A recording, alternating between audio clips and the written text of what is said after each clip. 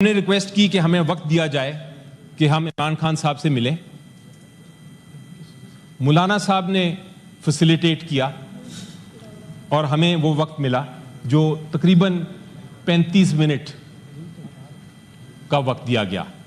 اس 35 minute میں ہمیں سب سے پہلے تو یہ پتا چلا کہ 15 دن سے عمران خان صاحب کو کسی سے ملنے کی اجازت نہیں تھی. ان کو ایک 10 بائی 12 فٹ کے کمرے میں بند کر کے نہ ان کے پاس ٹیلی ویژن تھی، نہ ان کے پاس نیوز پیپر تھا، نہ کوئی اخبار تھی، نہ کسی سے کانٹیکٹ تھا. اور صرف 1.5 گھنٹے کے لیے انہوں نے بتایا کہ ان کو باہر نکالا جاتا تھا اور پھر اندر رکھا جاتا تھا. تو ان کو کچھ معلوم نہیں تھا کہ پاکستان میں کیا ہو رہا ہے.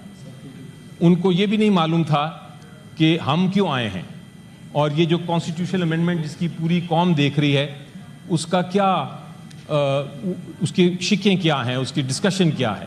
تو انہوں نے بلکہ ہم سے پوچھا کہ آپ کس طرح آ گئے، آپ کو کس نے اجازت دی. اور یہ ریکارڈڈ ہے کیونکہ وہاں سارا کچھ ریکارڈ ہوتا ہے. تو یہ سارا کچھ ریکارڈڈ ہے، اس لیے میں جو بات کر رہا ہوں بالکل ایگزیکٹلی کر رہا ہوں جو ادھر ہوئی. تو انہوں نے کہا کہ ہم نے ان کو بتایا کہ یہ پوزیشن تھی کہ پہلے ایک بہت خطرناک قسم کا بل تھا، JUI نے ایک بہت بڑا اچھا سٹینڈ لیا اور اس میں انہوں نے ایک نیا بل لے کے آئے ہیں جس میں سے بہت ساری شکیں جو ہیں، جو میں نے پچھلی کا ذکر کیا، آرٹیکل 8 کی امینڈمنٹ، آرٹیکل 199 کی امینڈمنٹ، کانسٹیٹیوشنل کورٹ وہ نکال لیا گیا ہے اور وہ چاہتے ہیں کہ ہم اس کے اوپر ڈسکشن کریں.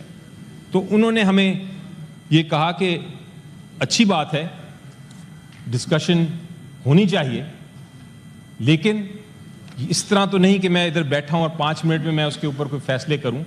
میرے اور بھی ساتھی ہیں، آپ کے پارٹی کے اور بھی لیڈرز ہیں، میں چاہوں گا کہ ان سے مل لوں اور مل کے پھر اس کو ہم معاملے کو آگے چلاتے ہیں. جلدی کیا ہے؟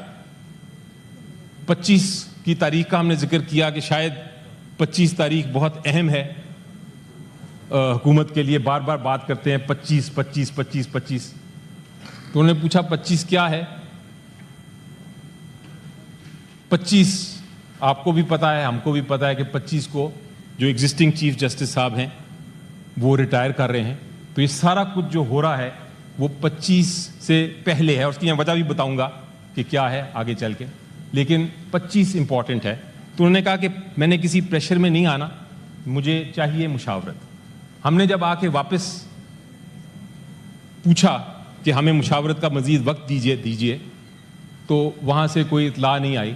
تو دوسری وجہ جو ہم اس پروسیس کا حصہ نہیں بن سکے، نہ بن سکتے ہیں، نہ بننا چاہیں گے، وہ یہ ہے کہ ہمیں اپنے بانی چیئرمین سے مشاورت کا بھی موقع نہیں ملا. اس لیے یہ 2 وجوہات تو میں نے آپ کو بیان کر دی. اب تیسری پوزیشن آتی ہے جو ایکچولی یہ ڈاکیومنٹ آیا ہے سامنے. اس میں کوئی شک نہیں ہے، میں کہہ تو نہیں سکتا بڑے وثوق سے، لیکن مجھے لگتا یہی ہے جو میں نے ڈسکشنز کی اپنے کچھ ساتھیوں سے، کہ یہ جو ڈاکیومنٹ آیا ہے جو سر جناب چیئرمین آئینی ترمیم ہے، یہ کوئی عام ڈاکیومنٹ نہیں ہے. یہ ایک کانسٹیٹیوشنل امینڈمنٹ ہے. A constitution that is for the people, it is by the people. لیکن مجھے لگا کہ اس ایوان میں بہت سارے لوگ ہیں جنہوں نے اس کو پڑھا بھی نہیں، اور اگر آپ میں چاہتے ہیں تو میں کچھ لوگوں کا امتحان لے سکتا ہوں. ادھر میں بات کر سکتا ہوں کہ آرٹیکل 175A کی شک نمبر 7 میں کیا ہے اور آرٹیکل 188 میں کیا ہے. تو 99% ہو سکتا ہے لوگ مجھے جواب نہ دے سکیں اور اس امتحان میں فیل ہو جائیں. ہم اس طرح امینڈمنٹ پاس کریں گے تو یہ جمہوریت پہ ایک طرح سے بہت بڑا دھبا ہوگا سر. اب سر تیسری وجہ جو میں کوئی میں بالکل بات کر رہا ہوں جناب آن دا ریکارڈ. اب سر آپ یہ دیکھیے جناب چیئرمین، ٹائم کو دیکھتے ہوئے یہ آئینی ترمیم مجھے سمجھ آ گئی کہ وہ پاس تو ہو جانا ہے، لیکن فار دا ریکارڈ میں یہ بھی کہنا چاہوں گا کہ اس ڈاکیومنٹ کو میں نے سرسری طور پہ جو پڑھا ہے ابھی، اس میں بھی بہت سیریس ایررز ہیں، ایسے سیریس ایررز ہیں جو کہ اتنا نقصان پہنچائیں گے ہمیں مستقبل میں کہ ہمیں اس کو ریورس کرنے میں بہت مشکلات پیش آئیں گی۔ ایک دو ایگزامپلز دے دیتا ہوں آپ کو۔ مثلاً ٹھیک ہے، اس میں آپ نے جو آئینی عدالت بنانی تھی وہ نہیں بنائی، لیکن اسی کو ایک نیا نام دے دیا، آئینی بینچ۔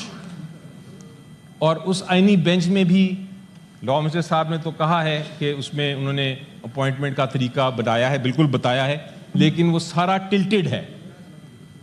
ٹلٹڈ ہے حکومت کے فیور میں، یعنی کہ اس پروسیس کے ذریعے حکومت اپنے جج اس بینچ میں بٹھا سکتی ہے۔